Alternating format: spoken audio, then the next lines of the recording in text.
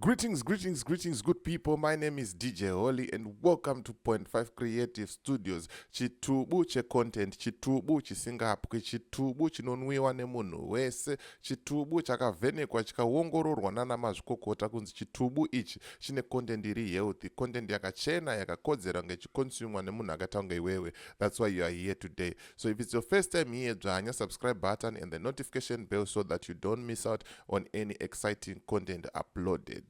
Right, panapa ndine short video that I'm going to show you is just an update panyaya ya Madzibaba Ishmael. But ndikukumbira kuti musaseke wona update kusvika yapera tozokurukura nezve update yaditika mawan. But ndisanapinda muvideo iri handitika ndikuti kana une business raunaro rauda kushambadzirwa ndibate namba dzangu dziri pasi apa. Kana une nyaya yaunayo yauda kuripota, kana une ma-updates, kana une ma-contributions auda kuita towards Point 5 Creative Studios ndibate futi pasame number panapa handitika. Right, zvamai manje ndine clip ra-advocate vachitaura ivo kuti mhosva nhatu dzakaparwa naMadzibaba Ishmael. 1. Upombwe.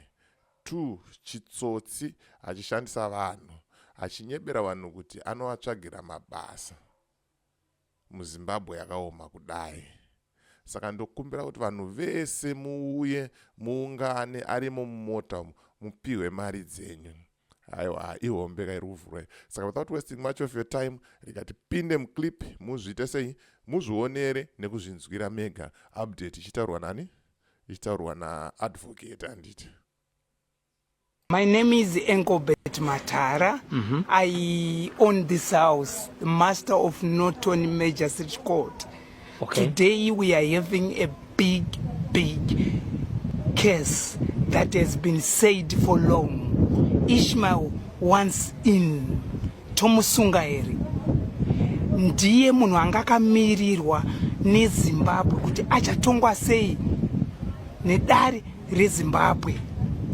Iye Ishmael ndiye munhu anga akamirirwa nedare reZimbabwe kubva 2015 paakarowa polisi paya nanhasi. Zimbabwe yanga ikamirira ida kunyatsoona, ida kunyatsonzwisisa kuti zviri kufamba sei, achatongwa sei mukomana uyu. Saka advocate ndo update yavari kutipa, rega tinzwe nayo tifambe nayo tonoti haufani. Ndisingamuzivini. I'm an advocate of Norton Magistrate Court. Pandatonzwa ndava ndatomira nandifanira kuenda kuRoton.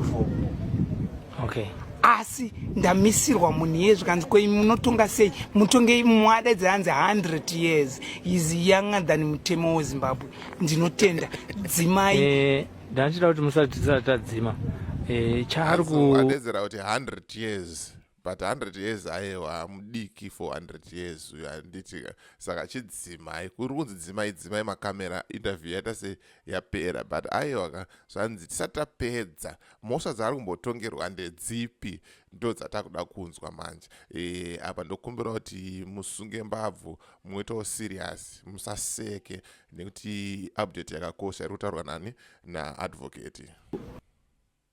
Tongerwa nhasi imhosva dzei? Imhosva dzakawandisa dzaanove nadzo, hatingade kutaura imwe neimwe, asi mhosva yese iri kurerera kwaari, haana yaakahwina. Dzakafana nekuti upombwe nani nemadzimai evadare vemuchechi yake. Dzimwe mhosva futi imwe yacho kubira vadzidzi vake vanoti vadzidzi achivaendesa hameno ndiwa munoti hanzi maactivity anoitwa pachechi asina chaanobhadhara, achibhadhara iye nemudzimai wake. imwe yekupedzisira anototorera vana vadiki mari achivanyepera achiti ndokutsvagirai mabasa. Anowana mabasa kupi? Zimbabwe yakamirawo yoga. Madzinzwa mhosva nhatu idzi. 1. Upombwe nemadzimai emukereke, ari kurara nemadzimai emukereke handitika. 2. Ari kubira vanhu achivashandisa, achivaitisa ma-activities epachechi pachiitwa ma-projects, iye achitora mari achibenefita nemukadzi wake. Vari 2. Then 3. Zviri kunzi ari kunyebera vana kunzi tichakupai mabasa, hanzi tipei mari tikupei mabasa. Handizivi kuti mabasa anomaona kupi Zimbabwe yakaoma kudai so.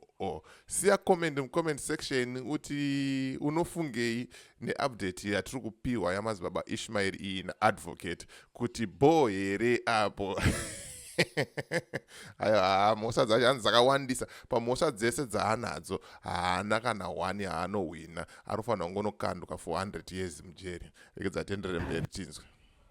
Tichitarisa nyaya idzodzo dzekudzvanyirira vanhu, imi munenge muchiti vaitwe sei vanhu vese mafamilies anga ari ikoko? Ndingade kuti vangauye kwaari Ishmael arimo mumota umo, momutora momugarisa apa, momuti ndokumbirawo mari yangu yese yawaitorera mwana wangu uchiti achawana basa, ndinokumbirawo mari yangu yese yemwana wangu yese yawamunyepera uchirara naye uchimuti chakuwanisa basa. Vana vangu vakawanda vanochemera Zimbabwe kuti dai mamaona munhu iye anonzi anotsvagira Zimbabwe, tingadade tuzi mabasa anovaudza vana vese ivavo anaoka. Kunyaya yekuvigwa vanhu vasina mabasa ese anoudza vana vacho ivavo anaoka. Anawo mabasa iyayo. Ameno kuti haana here nekuti kupurazuku vanhu vaiita maprojects, vanhu vaishanda, vanhu vaigadzira mota, vanhu vari kuita farming, vanhu vari kuita sei, vari kubika chingwa. Saka zvinoda kuti mabasa aya aripo aya. Handizozivi hangu kuti pakubhadharisa chioko muhomwe apa kuti vaizodaro here. Sematauriro azviruitwa nani naadvocate handiti. But vambotaura mashure akanzi nemaomero akaita nyika anomawana kupi mabasa acho iyayo handitika mawana ma-death certificates. Achizvikwanisa izvozvo, registera vari kuda kutomoonawo nhasi kuti iye ndiye angakwanisa kunyora ichocho. Ndinotenda mandikwanisa kuti azi munoti chii nenyaya yekuiga vanhu vasina ma-death certificate. Zvikanzi anozvikwanisa here izvozvo. Register vakatomirira kumboda kumuona kuti uyu ari kuzvigona, uyu ari kuzvigona sei. Pakashata iwa advocate vane data rese, vane information yese, vari kutiratidza kuti mahwani chaicho here. Katidzoke kumashure munyatsozvinzwira mekanzi anozvikwanisa here izvozvo. Takatomumirira, akamirirwa mukati umo. Kunyaya yekuvigwa vanhu vasina ma-death certificates. Achizvikwanisa izvozvo, registera vari kuda kutomoonawo nhasi kuti iye ndiye angakwanisa kunyora ichocho. Ndinotenda mandikwanisa kuti Zimbabwe yechiona chinhu chakanaka. Mashoko enye ekudzidziso kuvanhu vese vangaita zvakadakufanana nezvaachitwa naMadzibaba Ishmael. Aiwa, anowanika iyeye atimushori. Ndinotenda kuti Zimbabwe ichadzidza pane iyeyi. Aiwa, chaakunyorwa icho mudare iro.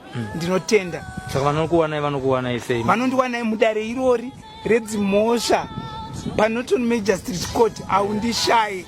Ndini iyeye, uye wamunoti iyeye, master of that court. Thank you very much. My name is Englebert Matara. Ndini iyeye, wamunoti iyeye, chakunyorwa umu, chakunyorwa, chiringa zuwa, chakunyorwa, chakwata. Saka mutongo wakupiwa, ndosaka mazoona foni yaita sei yarira nditika. Ndosaka papa kunzi chakuita sei chakunyorwa uku handitika. So ndo clip ranga ndangokuigirai manje kuti muzvionere update kubva kunani kuna advocate handitika. So as for me DJ Holly and the rest of the crew behind the scenes, ndikuti it's bye for now. Ngatisangane mu next video, and thank you for supporting .5 Creative Studios.